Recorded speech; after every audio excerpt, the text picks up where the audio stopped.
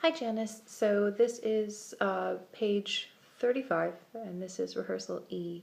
And what's most important to me is number one, you showing the confidence that you know the score, which obviously you do, but also that you're not going to make it clear when there's been a slip up.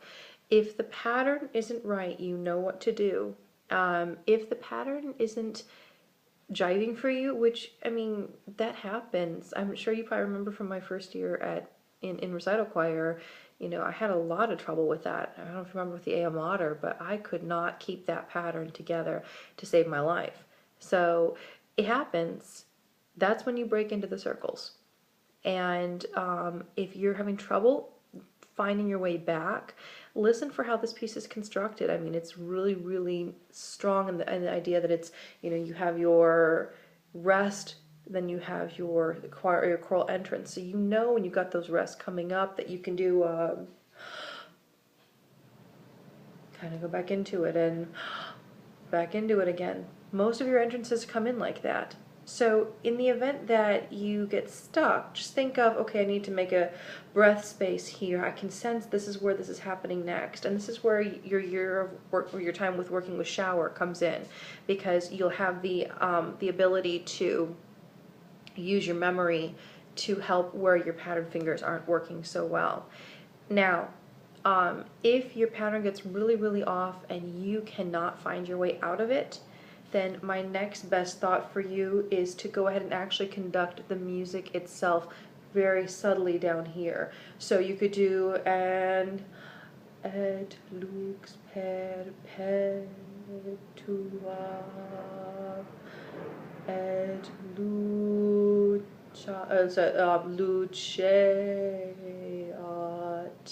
So I don't really have a pattern so much right there. It's just more that I'm conducting the actual music. Is that going to help your organist? No. A good organist should continue going. They should get it. They should figure out what you're doing.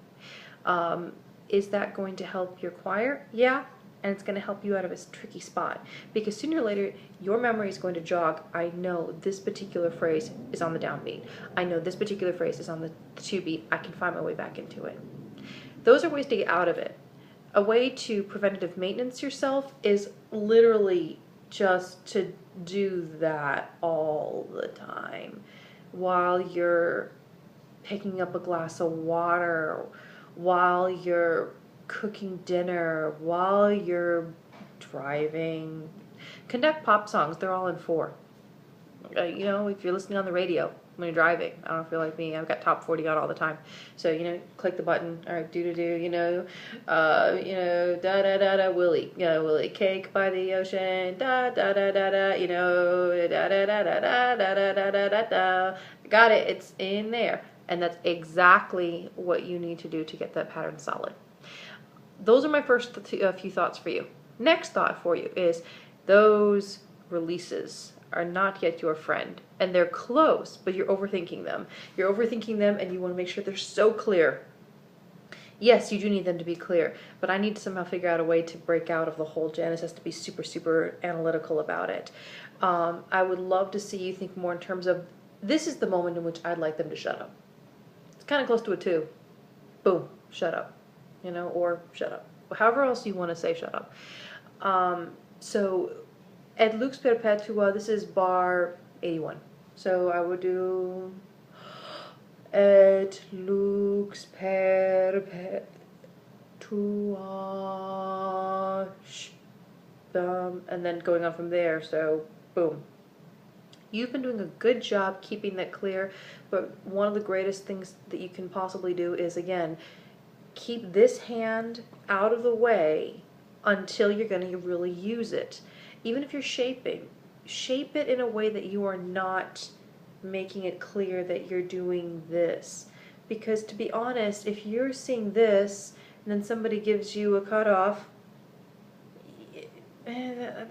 what was that really? Was that a cutoff? Was that just a movement of the hand? What was that? It's not clear. But if you're doing 2, 3, boom, there's that period where my hand was down here and I was the way, so you knew something's going to happen. And that's really important for you to find a way to work into your hand.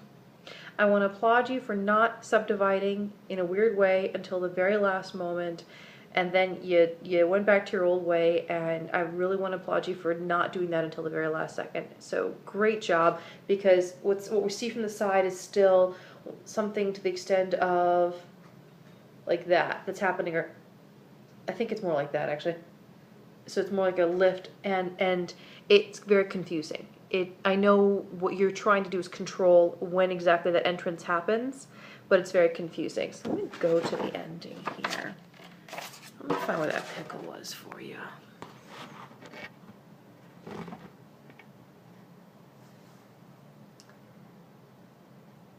I'm thinking it happened, and I was up there standing with you when it happened, so I have to admit I didn't note it.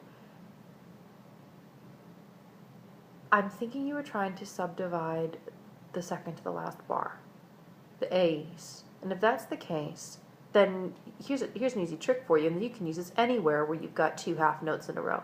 If you've got 2 half notes in a row, you've got the easiest thing, because the choir will hold if you don't really follow a real pattern all the way through. Watch this A's. See if I can get this camera down a little bit. Okay, so I've got my A's. This is a high pattern, so we can see this on the video. I would do A's. So 1, kind of held it, big prep, 2, then kind of held it, and so instead of going A's, what I'm doing is I'm holding it right where I want the choir to sing, and then I'm changing, and then I'm showing them right exactly where I want that chord to change. So I'm not showing them the information they don't need. So I've got A's. So that might be something you might want to work with as well. I think that's where your spot was. And I also think part of the problem was the meter change. Don't worry about the meter change for the organist. They don't care, because the tactus is the same all the way across. It's still the same thing. They don't care. So it may have been also your meter change. So if I'm doing, this is bar 86, I would go Luceate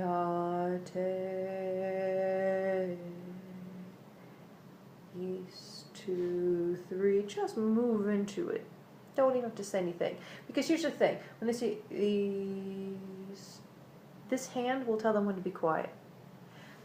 A good choir singer will know that no matter what, their job is to stop singing when the conductor tells them to stop singing. That way, if we all screw up because the conductor screwed up, we all screw up together. So, the idea is just 1, 2, boom. You don't have to tell them it's a new pattern, a new time sig. They don't need to know. If they can't read 3, 4 on their own, that's their own darn fault. I didn't really see anything else that I thought was a major issue in the pattern or in the gesture. What I would like to see is you standing taller, still getting a lot of hunch from you, especially when you want to show smaller.